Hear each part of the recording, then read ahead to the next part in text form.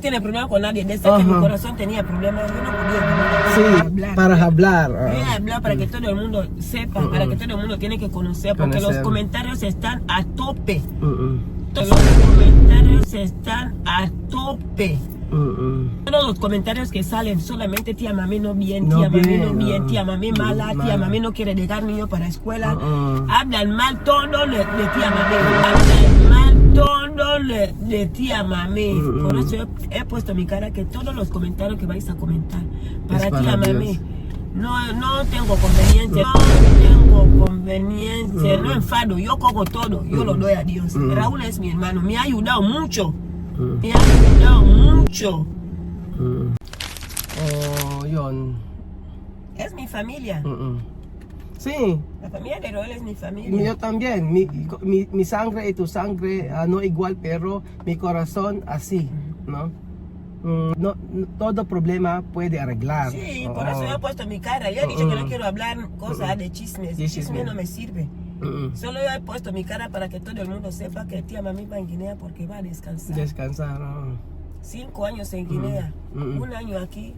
Dar un tiempo para que yo pueda descansar. Para descansar. Vuelvo en Guinea para ir a hacer otros trabajos, descansar. Descansar, porque uno año muchos problemas. Sí, yo estoy en Guinea 5 años sin problemas bien. 1 año que he venido aquí, hay problemas, hay muchos problemas. Chismes. Para que todos esos problemas puedan terminar. Hay muchos chismes, comentarios de mentiras.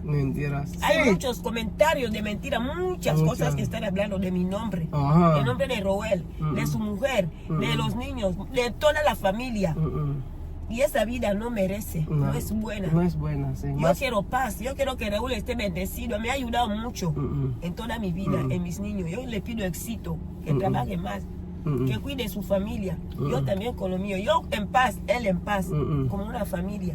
Por eso, ejemplo, 1 año, 2 años descansar, después los niños grandes regresar. 1 año, 2 años. Regresar, 2 años pasan pronto. Sí, porque 1 año es aquí pasado. 1 año, 2 años y volver, puedo regresar aquí. No hay problema. Filipinos ya me conocen. Mucha gente, todos los filipinos me quieren. Solo que estos chismes, los chismes no valen. No valen, sí. Los chismes no están bien. Para descansar. Para descansar. Yo he puesto mi cara aquí para decir que muchísimas gracias por todos los filipinos. Me han ayudado hasta ese día que estoy con todos mis niños, con mi familia. Yo vuelvo a mi país para descansar. Descansar. Ayun, sabi po ni Chamame, siya po ay nagpapasalamat sa lahat ng mga Pilipino. At sabi ni Chamame, siya ay magpapahinga 1 taon, 2 taon, tapos yung mga anak niya ay pwede naman bumalik. Pero también, más mejor tú volver aquí. Sí. Porque tú has dicho esto tu país. Es mi país. Desde el primer día que yo he llegado allí, todo el mundo me ha recibido bien. Dicen que los comentarios no me dicen nada. Porque los comentarios no me trajeron aquí. Yo ya soy mayor, yo conozco lo que está bien y lo que no está bien. No está bien. La ayuda no es obligación. Sí, es la verdad. Ayudar a una persona en año no es obligación. Nadie puede ayudar a una persona más de 1 año. Como yo puedo ayudar a alguien 1 vez, 2 veces, pero no puedo ayudarle en 6 años. Pero me han ayudado en 6 años con los niños. Muchos comentarios, muchos problemas, muchos gente hablan muchas cosas. Tía mami ha dicho tal, tía mami ha dicho tal, tía mami ha dicho tal, tía. Así, con insultos, con malas palabras, con desentendimiento. Todo esto, tía mami lo coge, lo da en las manos de Dios. De Diyos. En paz quiero vivir, Raúl, en paz, y yo en paz. Kaya nga, kasi sa mga comment kasi, syempre ngayon lang pala sila open, ganyan. So syempre, hindi na rin niya kaya sa mga ganyan. Ayaw niya nang nasasaktan, pati sa pamilya ko, pamilya ni Chamame, yung mga komentaryong hindi maganda, yung mga hindi okay. Yun, so mas makakabuti, sabi niya para sa kanya na magpapahinga muna. So mga after 2 years, 3 years, ganyan, siya din ay babalik kasi ito ay bansa niya. Ganyan. So para sa lahat ng mga nangyari, yung sama ng loob, lahat-lahat niyan, mas iwasan at mas lumala, ganyan, mas okay pa na magpahinga muna. So yun po yung masasabi niya at possible po na ang mahalaga po ganito, importante nosotros pamilya no tiene problema, solo terminar. Sí. Yun ang pinaka discutan y termina. Yun ang pinakamahalaga mga amigo, kung ano man yung problema naayos, ano man yung hindi pagkakaunamaan, naayos namin at uwi sila ng wala ang sama ng loob. So kailangan lang natin i-accept yon, ganon. Sí, todo problema pasado terminar. Sí, hay problemas se arreglan, no hay nada que no se puede arreglar en la vida. Kaya nga, lahat naman naayos naman eh, ganun. So kagaya kaya nag-usap kami, okay naman, ganyan kami. Pinakamaganda lang natin, i-accept natin na talagang kailangan nilang umuwi at saka magpahinga muna, ganun. So ang mga bata naman, kakausapin pa rin namin about dito, ganun. Kasi hindi na kami nakapag-usap ng maayos talaga. Porque otro día tu corazón está bien, mi corazón no está bien, así después discutir. Solo los días con discusión no se puede así, por eso hay que tomar esa decisión. Para no discutir todos los días, discutir. Hindi po pwede kasi, descansar. para mapagpahinga, hindi pwede lagi nagtatalo, hindi pwedeng ganyan. Tapos syempre, nagpapasalamat naman siya sa atin, sa mga Pilipino, kasi nga, syempre, di ba? Yung pagtanggap natin sa kanya, ganyan. So baka kailangan lang talaga niya magpahinga. Kasi ejemplo, cuando 6 meses, Robel, quiero volver. Okay, volver, así, para cuando tu corazón está bien, todos, tu familia, así. Mi corazón no tiene problema con nadie. Desde que mi corazón tenía problemas, yo no podía venir aquí para hablar. Voy a hablar para que todo el mundo sepa, para que todo el mundo tiene que conocer, porque los comentarios están a tope. Todos los comentarios que salen, solamente tía mami no bien, tía mami no bien, tía mami mala, tía mami no quiere dejar niño para la escuela. Hablan mal todo de tía mami. Por eso he puesto mi cara que todos los comentarios que vais a comentar para tía mami. No tengo conveniencia, no enfado, yo cojo todo, yo lo doy a Dios. Raúl es mi hermano, me ha ayudado mucho.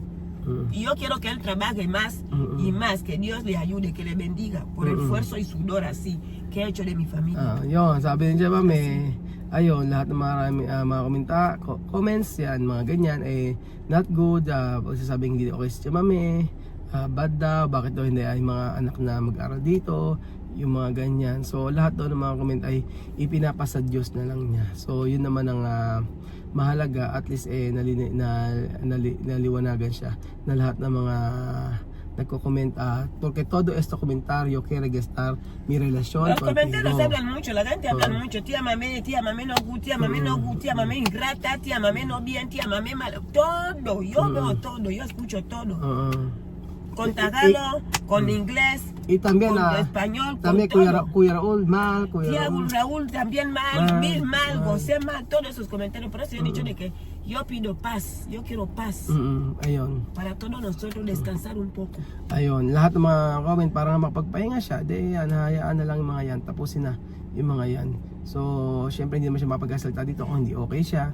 Kaya po, yun po mga amigo, ang mahalaga po kung saan magiging komportable si Chamame, yun. Kasi lahat, pati ako, maraming sabing hindi maganda, ganyan. Ako nauunawaan ko po kasi dahil ako sanay na, pero siya po kasi hindi sanay sa ganun. So much better po na gano'n na lang gawin natin, intindihin at siguro, kung babakasyon, pero yun nga, final na yung decision talaga uwi sila at kasama yung mga bata.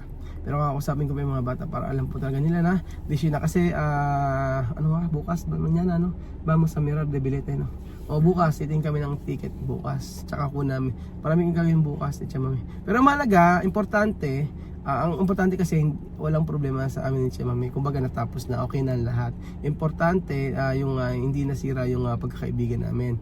Importante no gastar mi relasyon contigo, como mi hermana, con tu familia, todo tus niños como mi hijos. Todo casa tiene problema, arreglan. Todo lahat naman casa tiene problema, arreglan. Mahalaga hindi nasira yung pagkakaibigan namin, okay pa rin kami ng mga bata, lahat naman okay, anak pa rin yung turing ko sa kanila, gano'n na lang. So much better na lahat naman ng problema sa bahay ay maayos basta pag-uusapan lang. So maaring ilang araw, ilang linggo hindi naging okay, pero magiging okay at magiging okay. Kaya nga yun sabi ko kanina, por eso cuando yo decir mal contigo, yo decir perdón, nagpatawaran, ganyan naman kung ano, kasi marami na nga mangyayari. At ang mahalaga po uwi naman po sila na magkaibigan kami, uwi kami na pamilya ko pa rin sila. So if ever in 2 years, 3 years o 6 months, 7 months ganun na gusto nilang mag-stay, bumalik dito, sabi nga niya, yung kunyari isang anak niya pumunta rito, ganyan, pwede naman, para mapag-aral dito, kasi dito mag-aaral ng college yung mga bata. Yun ang napag-usapan namin. So yun, mahalaga naman na nagkakaunawa ng lahat. Kaya sabi, ano siya sana, maraming salamat sa sasakyan. Siya ba? Yeah. Ayun lang. Oo. Maraming salamat daw sa mga Pilipino. Yun sabi ni Tia Celsa. So ayun, okay naman, magaan naman sa kalooban ko. Wala nang hinanakit. Kasi kahapon pumunta siya sa amin, palakipagkwentuhan, ganyan-ganyan. Parang dati. Parang ganun po. So, yun. Maayos ang lahat. Ang lang namin, yung mga bata kasi, ayaw talaga. Hindi nila matanggap na sila ay uuwi na. Yun ang sabi ko nga sa kanya, maganda na lang na kasi siya magdidesisyon porque siya mami is a madre, si todo decision is para ti. Si solo yo quiero ¿cómo se llama? Soportar que tú quieres. Tranquilidad. Ay maganda kasi mag-usap lang namang ayos at ayusin ko ano yung dapat na ayusin. Ganun lang naman. Kasi siya magdidesisyon tapos ako susuporta lang ako sa pwede nga isuporta kay Chamame.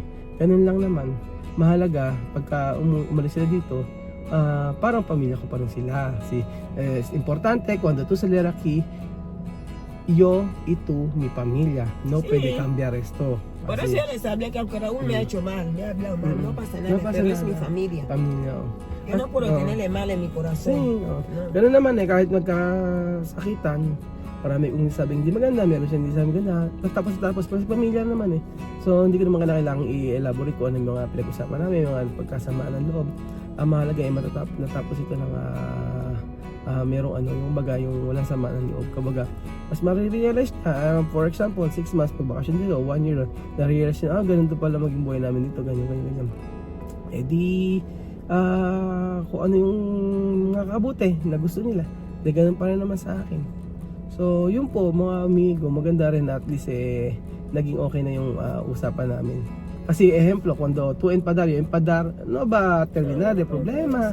Kapag may problema, pag may problema, kasi galit siya, galit ako, hindi matatapos talaga yung problema. So ganun po mga amigo.